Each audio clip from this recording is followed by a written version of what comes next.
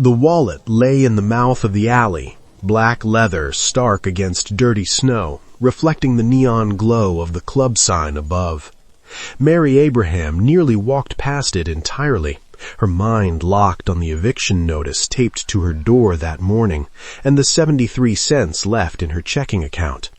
At 23, Mary's hands already bore the calluses of a woman twice her age, remnants of the nursing career that died with her father's last paycheck. She bent down, fingers trembling from cold or maybe hunger. The leather was still warm. Someone had dropped it recently. When she opened it, the ID stared back at her like a death warrant. Carlos Brooks. Even the name felt dangerous on the plastic card beneath a photo of a man whose eyes held no light. The bills inside were crisp, hundreds, enough to erase her debts, fill her fridge, maybe even restart her life. Mary's stomach twisted with something sharper than hunger. She counted them twice, habit from her diner shifts, and her breath caught. 2 months' rent, 3 months' groceries, the down payment on a future that didn't involve sleeping in her car. Her vision blurred at the edges. She hadn't eaten since yesterday's shift meal, stale fries and coffee that tasted like regret. The dizzy spell hit hard enough that she had to press her back against the brick wall, the wallet clutched against her chest like a prayer book. It would be so easy. Just take enough to survive, just enough to make it through another week. He'd never miss it. Men like Carlos Brooks, men whose names got whispered in break rooms and muttered over police scanners, probably lost more money in their couch cushions than she'd seen in a year. But the leather felt heavy in her hands, heavier than it should, heavy like her father's hand on her shoulder the day he'd made her promise to finish nursing school with honor, to never compromise what made her her. That was before the cancer bills ate through everything, before honor became a luxury she couldn't afford. Mary's thumb traced the embossed initials on the wallet's corner, CB. She'd heard stories about Carlos Brooks. Everyone had. The kind of stories that made waitresses check the locks twice before bed, that made cab drivers refuse fares to certain parts of town. Money that came from his hands didn't come clean. It came with strings, with debts, with the kind of interest that wasn't measured in percentages, but in something darker, something that stained deeper than leather.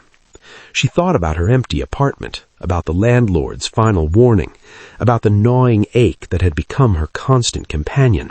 Then she thought about her father's face, about the man who'd worked himself to death rather than take a shortcut, rather than bow to men who built empires on other people's suffering. Mary pushed off the wall, steadier now, despite the hunger, despite everything. She'd rather be hungry than haunted.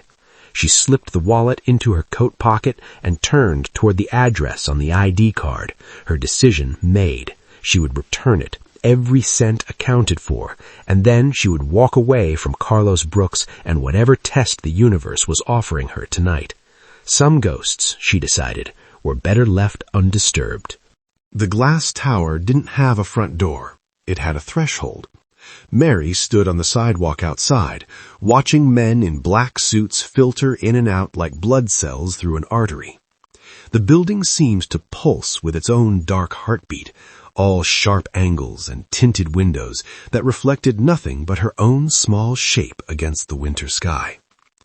She'd been standing there for 20 minutes, gathering courage she didn't have when the black car pulled up. A Mercedes, sleek as a bullet, the kind of car that cost more than her father's entire medical debt. He emerged like smoke taking form. Carlos Brooks was taller than she'd imagined, broader, dressed in a suit that probably cost what she made in 6 months. But it was the tattoos creeping up his neck that made her breath catch, dark ink that disappeared beneath his collar like roots seeking darkness. His face was carved from something harder than stone, all sharp jawline and cold calculation. The watch on his wrist caught the light, heavy in gold, the kind of weight that announced power without needing words. Mary's feet wanted to run.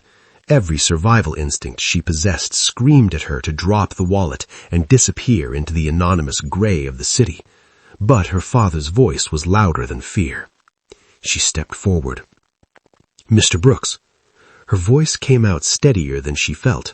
He stopped mid-stride, and for a moment the entire street seemed to pause with him. His eyes found her, dark, assessing, colder than the pavement beneath her worn sneakers. Men in suits materialized from nowhere, hands moving toward their jackets, but Carlos raised one hand and they froze. "You dropped this." Mary pulled the wallet from her pocket, held it out between them like a peace offering to a god who didn't believe in mercy. Her hand didn't shake. She wouldn't let it. He didn't take it immediately. Instead, he studied her with the kind of attention that made her feel dissected, catalogued, filed away in some mental archive of people who'd made the mistake of entering his orbit. Up close, he was even more intimidating, towering over her slight frame, radiating the kind of danger that didn't need to announce itself. "You counted it. It wasn't a question. Every cent's there, $4,300. Mary lifted her chin, meeting his gaze even though it felt like staring into a frozen lake. "I didn't touch it." Something flickered across his face, surprise maybe, or suspicion. His hand finally moved, but instead of taking the wallet, his fingers closed around her wrist. Not hard, not threatening, but absolute. The touch sent ice through her veins. "Do you know who I am?" "Yes." "And you came anyway?" "It's not mine." The words came out defiant, though her heart hammered against her ribs.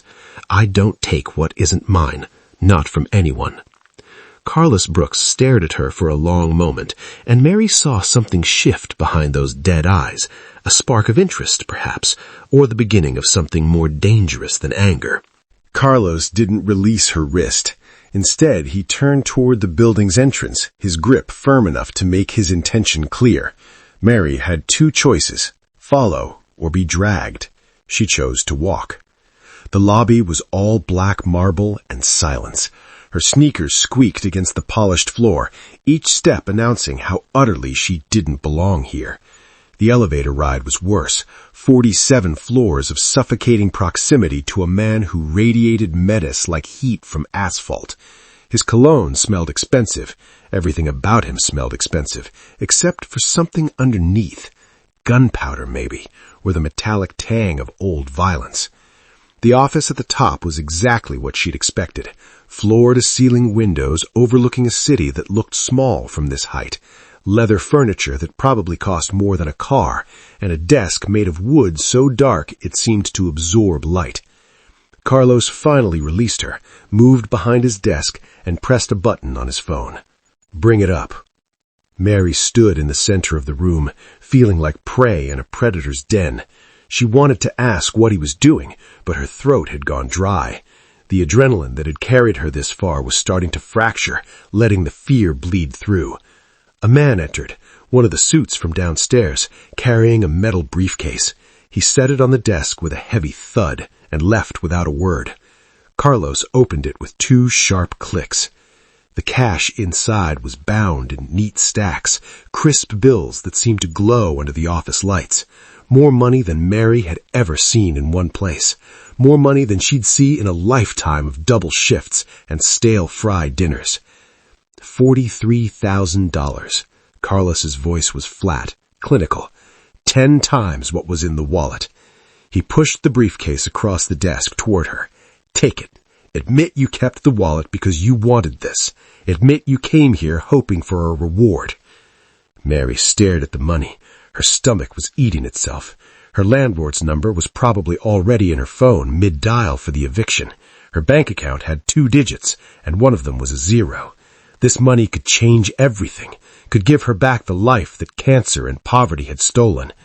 But her father's face swam before her eyes, the way he'd looked at her the day before he died, when he'd made her swear she'd never sell herself cheap, never let the world make her ugly.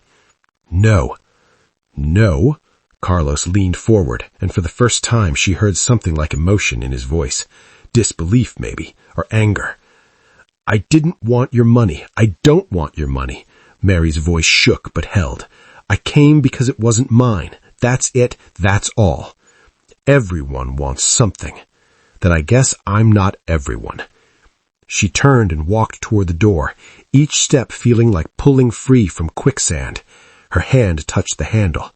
You'll regret this." Mary looked back at him, this man with his empire and his emptiness. "Maybe, but at least I'll still be me." The door closed behind her with a soft click that sounded like finality. The pink slip came 3 days later, tucked between her time card and a half-hearted apology from her manager. "Budget cuts," he'd said, avoiding her eyes. "Last hired, first fired." Mary had nodded, untied her grease-stained apron for the last time, and walked out into the February cold with 73 cents still in her checking account and nowhere left to fall.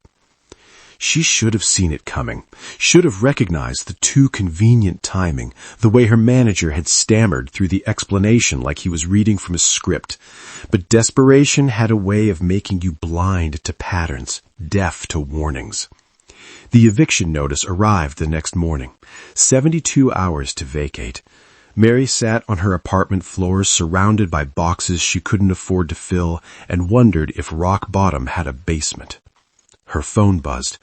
Unknown number. "Miss Abraham?" That voice, smooth as silk over broken glass. She'd heard it only once, but it had burned itself into her memory. "I hear you're between opportunities." Mary's grip tightened on the phone. "You did this." "I removed an obstacle." Carlos Brooks sounded almost bored. "You were wasting yourself serving coffee to people who don't see you. Now you're free to make a real choice." "A choice?" Her laugh came out bitter. "You orchestrated my rock bottom and you're calling it freedom? I'm calling it clarity. Come work for me." "Never." The word was a door slamming. "I have a daughter." His tone shifted, something almost human creeping in at the edges. 7 years old. She needs someone who can't be bought, someone who won't sell her secrets to Mac enemies or slip poison in her juice box because the price was right. A pause. Someone real. Mary closed her eyes. She could picture it, some lonely child growing up in a fortress of money and violence, surrounded by people who smiled with knives behind their backs, a little girl who'd never know what it meant to be safe, because safety couldn't be purchased with blood money. How much? The question tasted like surrender. Enough to clear your debts, a place to live, safety. "I don't want your money." "No." And now his voice carried something like wonder. "You don't. That's why I'm the only person I trust with her." Mary thought about her father, about the nursing career she'd lost, about hands that had been trained to heal, now serving pancakes to people who left 10% tips. She thought about a 7-year-old girl growing up in a world where everyone had a price tag, except, apparently, one broke waitress who was too stubborn to know when she was beaten. "I meet her first," Mary said finally, "and if I see one bruise, one sign that you've hurt that child, I walk. I don't care what you do to me." The silence stretched long enough that she thought he'd hung up. Then, "Tomorrow, 2 o'clock, the car will pick you up." The line went dead. Mary sat staring at her phone, wondering if she'd just made a deal with the devil or saved a little girl's life. Maybe both. The first 3 weeks passed in a strange domesticity that felt like walking on ice, beautiful from a distance, deadly up close. Carlos's daughter, Sophia, was a quiet child, with her father's dark eyes and a smile that appeared so rarely it felt like witnessing something sacred. Mary read her stories, helped with homework, and pretended not to notice the armed men stationed at every corner of the estate. She was braiding Sophia's hair when the glass shattered. The window exploded inward in a spray of diamonds and death. Mary's body moved before her mind caught up. She threw herself over Sophia, driving them both to the floor as bullets chewed through the walls above their heads. The sound was enormous, a physical thing that pressed against her eardrums until she thought they burst. "Stay down," Mary's voice came out steady, despite the terror clawing at her throat. She dragged Sophia toward the heavy oak desk, muscle memory from long ago nursing school disaster drills taking over. "Get small, get behind something solid, assess the wounded." The gunfire intensified, then shifted. Carlos's voice cut through the chaos, barking orders in a language Mary didn't speak, but understood perfectly. the universal dialect of violence. She heard running footsteps, more shots, screams that ended abruptly. Then silence, worse than the noise. "Sophia, look at me." Mary cupped the child's face, checking for injuries. No blood, no glass, just terror reflected back at her. "You're okay. You're okay. Stay here. Don't move." Mary stood on shaking legs. The hallway beyond was a war zone, bullet holes like black stars, plastered dust hanging in the air like fog, and blood. So much blood. One of Carlos's men was down, clutching his shoulder, his face gray with shock. Another man was trying to apply pressure, but his hands were shaking too badly to be effective. Mary's nursing training kicked in like a switch flipping. "Move!" She dropped to her knees beside the wounded man, her hands already assessing the damage. Through and through, high shoulder, missing the subclavian artery by inches. Lucky. "I need clean cloth, scissors, vodka if you've got it, rubbing alcohol if you're civilized." "Who the hell?" "Now!" The command in her voice surprised even her. She was wrist-deep in someone else's blood when Carlos found her. He stood in the doorway, gun still in hand, suit jacket torn, a cut above his eyebrow bleeding down his temple. Their eyes met across the carnage.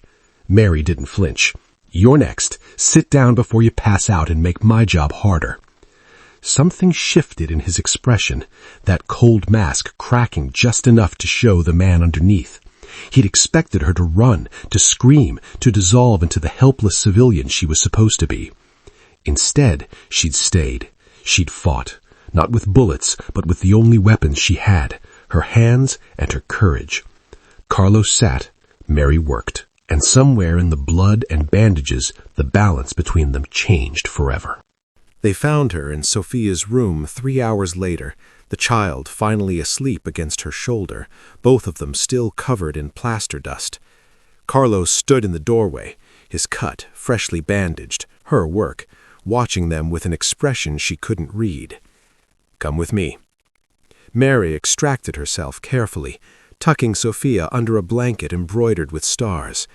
The house was quiet now. The bodies removed, the blood cleaned, the broken window already being replaced by men who worked in silence and asked no questions. This was Carlos's world, violence scrubbed away before dawn like it had never happened at all. He led her to his office, the same room where he'd offered her $43,000 and she'd walked away. It felt like a lifetime ago. He moved to the fireplace, flames already crackling against the winter night, and pulled a folder from his desk drawer. The wallet. His voice was quieter than she'd ever heard it. It wasn't lost. Mary's stomach tightened. "I know." "Do you?" He turned to face her, and in the firelight he looked almost human, almost vulnerable. "I've been planting that wallet for 3 years, different locations, different amounts, 43 times. The number hung between them like a confession. 43 people found it. 43 people kept it. Some tried to return it for a reward. Some just took the cash and disappeared. But all of them," he paused, searching for words, "all of them wanted something from me. All of them proved that everyone has a price. Until you. Until you." He opened the folder, and Mary saw papers, her eviction notice, her father's medical bills, every debt that had been crushing her for 2 years. This was test number 44, the last one. "I'd decided if you failed, I'd accept that there are no real people left in this world, that everyone is for sale, and I should stop looking for something that doesn't exist." He threw the papers into the fire. They caught immediately, curling into ash, her debts dissolving into smoke and heat. Mary watched her past burn, too stunned to speak. "But you didn't fail." Carlos moved closer, and for the first time since she'd met him, he looked uncertain. "You refused the money. You walked away. You stayed when the bullets came. You saved my men. You protected my daughter." His hand reached up, almost touching her face before stopping, hovering. "You're real, Mary Abraham, and I've spent my entire life surrounded by ghosts." "The test is over." His voice was rough, almost broken. "No more games, no more manipulation. I'm asking you, honestly, with no traps, stay. Not as an employee, not as someone I'm studying. Stay as—" He struggled with the word. "As mine. Let me be yours. Let this be real." Mary looked at this dangerous man with his empire of violence and his desperate need for something genuine.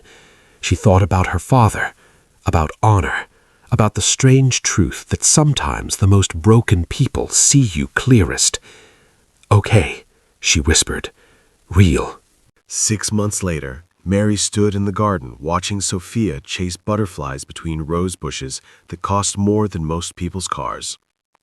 The child's laughter rang out clear and unguarded, a sound that had taken 3 months to coax out fully, and now appeared as regularly as sunrise. "Mama Mary, look!" Sophia held up a monarch butterfly that had landed on her finger, her face radiant with wonder. Mary's heart caught. Mama Mary.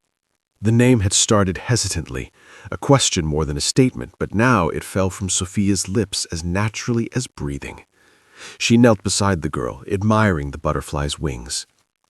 "Beautiful baby, just like you." Carlos emerged from the house, and Mary still wasn't used to the way his face softened when he looked at them, his 2 girls, as he called them. In his hand was a small velvet box. "There's a dinner tonight, the 5 families." He opened the box, revealing a ring, a single diamond flanked by emeralds the color of her eyes. Not an engagement ring, something else, something more deliberate. "I need everyone to understand that you're not a guest in my world. You're not temporary. You are family, untouchable." Mary took the ring, slid it on her own finger. "And if they don't respect that?" His smile was cold. "Then they'll learn why you don't threaten a queen." Sophia ran to them, wrapping her small arms around both their legs, binding them together. They stood like that in the garden, killer, nurse, and child, a family built from ashes and choice. Some fairy tales, Mary thought, were written in blood and bandages, and those were the ones that lasted.